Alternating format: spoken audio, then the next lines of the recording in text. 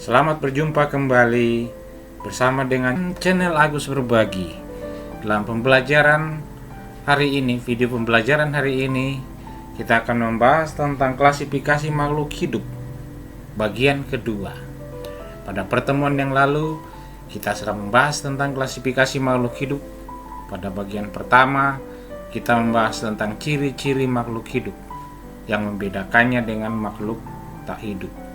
Maka kesempatan ini kita akan lanjutkan dengan klasifikasi makhluk hidup pada bagian kedua, di mana yang kita akan bahas hari ini adalah dasar-dasar klasifikasi dan bagaimana cara pemberian nama pada makhluk hidup. Nah, baik, kita lanjutkan. Nah, yang dimaksud dengan klasifikasi makhluk hidup adalah merupakan suatu cara yang sistematis dalam mempelajari objek dengan melihat persamaan dan perbedaan ciri-ciri makhluk hidup. Jadi dalam mengklasifikasikan makhluk hidup yang menjadi objek pengamatan, yang diperhatikan adalah adanya persamaan dan perbedaan ciri-ciri makhluk hidup. Oleh sebab itu, klasifikasi makhluk hidup selalu didahului dengan pembahasan ciri-ciri dari makhluk hidup itu sendiri. Nah, sekarang ini karena biologi sangat berkembang sampai saat ini, maka ada cabang khusus biologi yang mempelajari tentang klasifikasi makhluk hidup yang disebut dengan taksonomi. Jadi taksonomi itu adalah cabang khusus biologi yang mempelajari tentang klasifikasi makhluk hidup. Nah, dalam klasifikasi makhluk hidup ini banyak sekali gagasan-gagasan dan konsep-konsep ilmu terkait dengan klasifikasi makhluk hidup yang digunakan, yang dikemukakan oleh Carolus Linnaeus. Dalam pengklasifikasian makhluk hidup, banyak dasar-dasar yang dilakukan yang didasarkan pada gagasan beliau, sehingga tidak salah kalau Carolus Linnaeus diberikan julukan sebagai Bapak Taksonomi. Jadi kalau dikatakan kenapa Carolus Linnaeus disebut sebagai Bapak Taksonomi, karena banyak gagasan-gagasan ilmunya, banyak penelitian-penelitiannya, pengamatan-pengamatan dan identifikasi pada makhluk hidup didasarkan atas pendapat dan gagasan beliau, sehingga beliau disebut dengan diberi julukan Bapak Taksonomi. Ini gambarnya masa hidup beliau, masa hidup Carolus Linnaeus berkisar pada 1707 sampai 1778. Jadi Bapak taksonomi kita adalah Carolus Linnaeus. Nah, tahapan-tahapan dalam klasifikasi seperti yang saya katakan tadi, bahwa banyak gagasan yang digunakan berasal dari pendapat dan gagasan Carolus Linnaeus, termasuk tahapan-tahapan dalam klasifikasi. Tahapan yang dilakukan Linnaeus juga digunakan sampai saat ini dalam tahap-tahap yang digunakan untuk mengklasifikasikan makhluk hidup. Nah, tahapan pertama, identifikasi ciri-ciri makhluk hidup. Ini juga beliau lakukan, sehingga sampai saat ini tahapan ini masih digunakan apabila kita mau mengklasifikasikan makhluk hidup. Maka terlebih dahulu ciri-ciri makhluk hidup itu kita identifikasi dulu. Selanjutnya, setelah identifikasi dilakukan, maka pengelompokan berdasarkan persamaan yang ditemukan. Jadi yang diperhatikan, misalnya kalau ada suatu jenis makhluk hidup yang mau diidentifikasi, nah melalui berdasarkan persamaan yang ditemukan itu, maka dikelompokkan dalam satu kelompok. Apabila dalam satu kelompok ditemukan perbedaan, maka individu tersebut bisa dipisahkan dari kelompoknya. Jadi yang sama dikumpulkan, kemudian yang berbeda dipisahkan dari kelompok itu. Itu tahapan-tahapan. Nah, selanjutnya adalah urutan takson dalam klasifikasi. Dalam hal ini yang mau disampaikan hari ini, bahwa dalam sistem klasifikasi makhluk hidup dikelompokkan dalam suatu tingkatan, dan tingkatan ini biasa disebut dengan takson. Nah, dalam takson makhluk hidup dikelompokkan berdasarkan persamaan ciri-ciri yang umum hingga yang khusus. Bagaimana dengan apa hubungannya antara takson itu, tingkatan-tingkatan itu dengan kedudukan makhluk hidup itu? Nah, ini bila semakin sedikit persamaannya, maka semakin jauh kekerabatannya. Bila semakin sedikit persamaannya, itu artinya bahwa makhluk hidup tersebut kekerabatannya semakin jauh. Ini berarti bisa sebaliknya, ya. Semakin banyak persamaannya, itu menunjukkan bahwa kekerabatan pada makhluk hidup itu semakin dekat. Nah, itu hubungannya. Nah, kalau hari ini kita mau lihat ini, ada buku yang hanya menuliskan sampai kingdom, termasuk yang dikemukakan oleh beliau, Carolus Linnaeus. Tapi yang saya tampilkan di sini yang disampaikan oleh Carolus tahun 1990 tentang takson pada makhluk hidup. Nah, ternyata di atas kingdom itu masih ada domain yang selanjutnya kita akan mempelajari nanti dalam perkembangan sistem klasifikasi. Nah, tingkatan ini yang disebut dengan takson. Nah, semakin ke atas tingkatannya, persamaannya semakin berkurang. Ya. Perhatikan ya. Kita mulai dari tingkatan paling bawah. Semakin ke atas tingkatannya, itu persamaannya semakin berkurang. Tapi ingat, jumlah makhluk hidupnya semakin banyak. Itu yang diperhatikan. Semakin ke atas tingkatannya, semakin sedikit persamaannya, semakin berkurang persamaannya, tetapi jumlah makhluk hidupnya bertambah. Sebaliknya, kalau kita ambil dari atas, ini berarti semakin ke bawah itu persamaan yang dimiliki itu semakin banyak ya, pada tingkatan terbawah. Nah, untuk sementara yang kita lihat tingkatan terbawah adalah spesies. Itu yang jenis makhluk hidup. Sekali lagi, takson yang saya tunjukkan ini itu menurut Carolus tahun 1990. Baik, kita lanjut.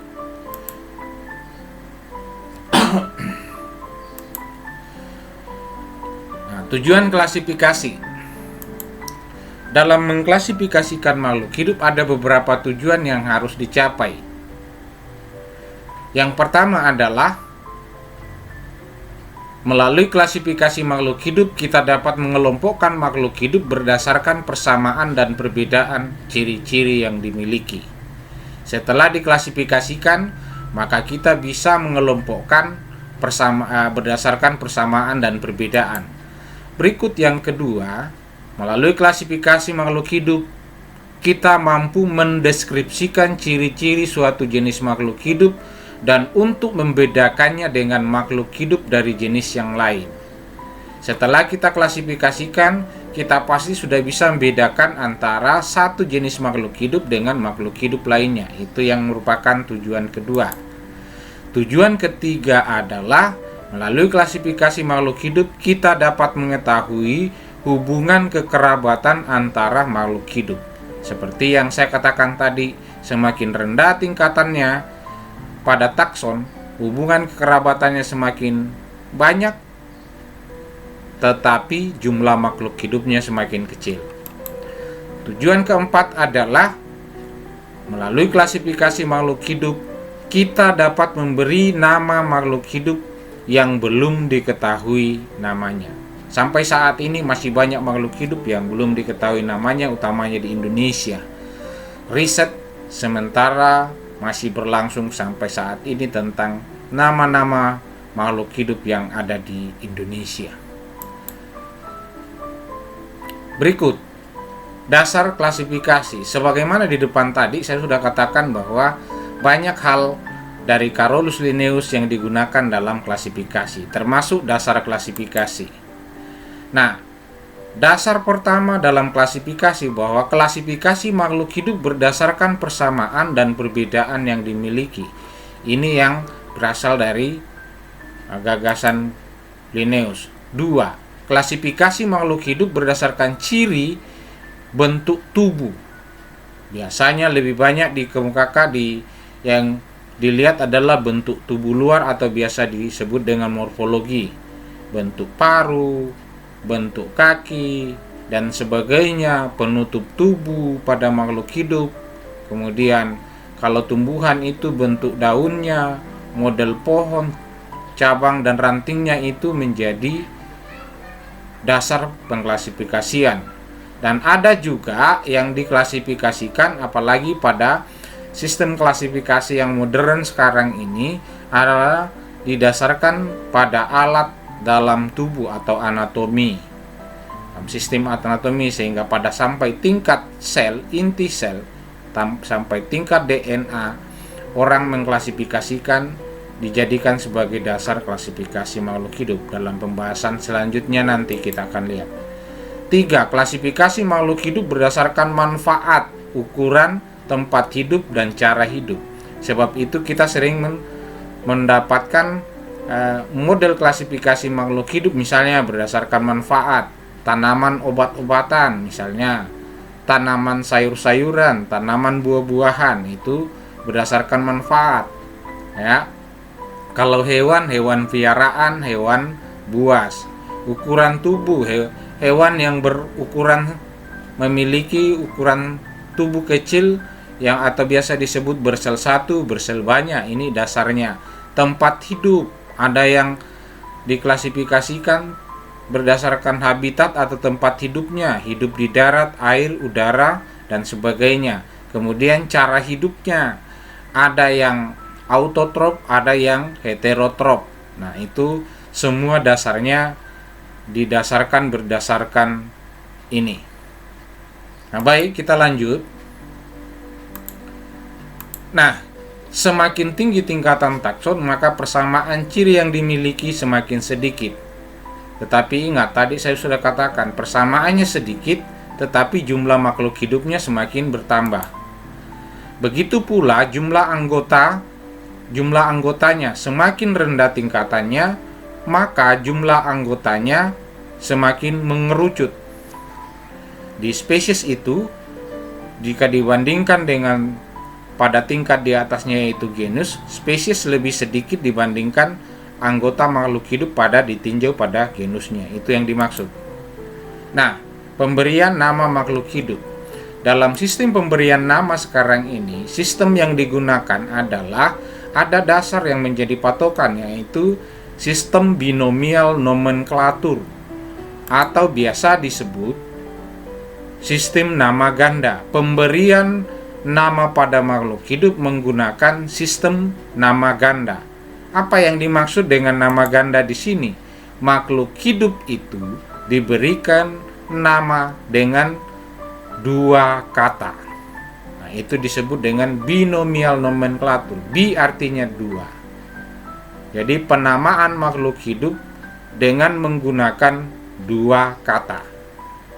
Ini dasar, ini berlaku secara internasional. Nah, coba bayangkan kalau tidak ada dasar ini, maka orang Inggris akan memberikan nama pada makhluk hidup berdasarkan maunya. Orang Indonesia juga seperti itu, sehingga nanti ada satu makhluk hidup yang memiliki nama yang berbeda. Nah, kalau menggunakan sistem binomial nomenklatur, dengan menggunakan bahasa Latin, maka semua makhluk hidup di dunia dalam bahasa Latin itu pasti sama. Nah, ada aturan yang digunakan dalam pemberian nama pada makhluk hidup. Aturan pertama, nama makhluk hidup terdiri dari dua kata, itu yang disebut tadi binomial. Kata pertama menunjukkan genus dan kata kedua menunjukkan spesies. Ada dua kata, kata pertama menunjukkan genus dan kata kedua menunjukkan spesies. Selanjutnya adalah kata pertama diawali dengan huruf kapital dan kata kedua diawali dengan huruf kecil. Ini ketentuan dan nanti akan nampak dalam contoh penulisan yang saya akan berikan. Yang ketiga, menggunakan kata Latin atau dilatinkan dengan aturan sebagai berikut. Dalam penulisannya di komputer atau nanti, kalau nama Latin atau nama ilmiah makhluk hidup itu harus di bold, dicetak tebal, atau kalau tidak di bold harus ditulis miring. Kalau kita menulis dengan menggunakan tulisan tangan, maka harus digaris bawahi terpisah. Nah, tiga ketentuan ini yang harus diperhatikan baik-baik ketika kita mau menuliskan nama ilmiah suatu makhluk hidup. Harus dicetak tebal di komputer, atau dimiringkan italik, atau digaris bawahi terpisah kalau digaris bawahi terpisah kalau menulis tangan. Contoh penulisan. Saya ambil di sini adalah misalnya tumbuhan dulu, pisang. Nah, nama ilmiah atau nama Latin dari pisang adalah Musa paradisiaca, L. Nah, ini kan sudah terdiri dari dua kata. Ini kata pertama, ini kata kedua.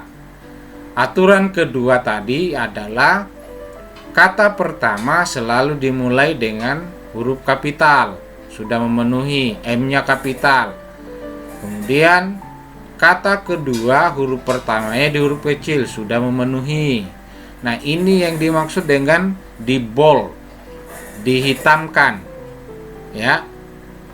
Nah, penulisan ini adalah penulisan yang benar. Nanti kalau ada penulisan di sini M besar, di sini P besar, di bold, itu salah. Kalau ini P-nya di kapital, salah juga. Yang benar adalah M huruf besar, P huruf kecil. Kalau kita tulis miring seperti ini, Musa paradisiaca, L. Tetap mengikuti kaidah M kapital, P kecil. Nah, kalau kita menulis tangan, Musa paradisiaca, kemudian kita garis bawahi terpisah. Nah, itu penulisannya. Ini dasarnya kalau kita menulis tangan, ini kalau kita menulis dalam komputer. Apakah itu di bold atau dimiringkan. Nah, Musa ini itu kata pertamanya menunjukkan genusnya, sementara paradisiaca menunjukkan spesiesnya. Lalu apa ini L? Inisial L ini itu diberikan oleh para penemunya dan menunjukkan inisial nama penemunya. Jadi kalau besok-besok sudah berhasil menjadi peneliti dan sebagainya, lalu menemukan makhluk hidup yang baru, Anda bebas memberi nama inisial di sini sesuai dengan nama Anda, nama kita. Nah, kebetulan nama inisial di sini adalah L, itu artinya yang memberi nama Latin pada pisang adalah Linnaeus, diambil dari nama belakang Carolus Linnaeus. Nah, ini pemberian, ini penulisan yang harus diperhatikan. Nah, kemudian kalau kita mau mengklasifikasikan, saya mau berikan contoh di sini takson pada hewan. Tingkatan klasifikasi, contoh tingkatan klasifikasi pada hewan. Nah, tingkatan paling atas yang masih kita gunakan adalah kingdom, kerajaan. Kerajaannya adalah Animalia, semua hewan ada di dalam atau kerajaan hewan. Kemudian filumnya adalah Chordata, semua jenis hewan yang memiliki poros tulang belakang, sumbu tulang belakang, ya. Apakah itu nanti sumbu tulang belakangnya itu mendatar atau tegak, itu tidak jadi soal. Yang jelas semua hewan yang memiliki itu masuk di dalam chordata. Kelasnya mamalia, semua yang menyusui ada di sini. Mamalia ciri khasnya ini melahirkan dan menyusui, ini mamalia. Kemudian ordonya karnivora, semua yang pemakan daging masuk ke sini, ya. Kemudian familinya Canidae, ini masuk ke sini, ya. Famili di bawah tingkatan ordo. Kemudian genusnya adalah Canis dan spesiesnya adalah Canis familiaris, hewan peliharaan anjing. Nah, ini namanya takson pada hewan. Berikut takson pada tumbuhan yang kita mau lihat. Saya ambil contoh adalah kingdomnya adalah Plantae, kerajaan tumbuhan. Berikut divisi spermatopita, tumbuhan berbiji, berkembang biak dengan menggunakan biji, spermatopita. Kelasnya adalah Angiospermae, tumbuhan berbiji, bijinya ditutupi oleh daging buah.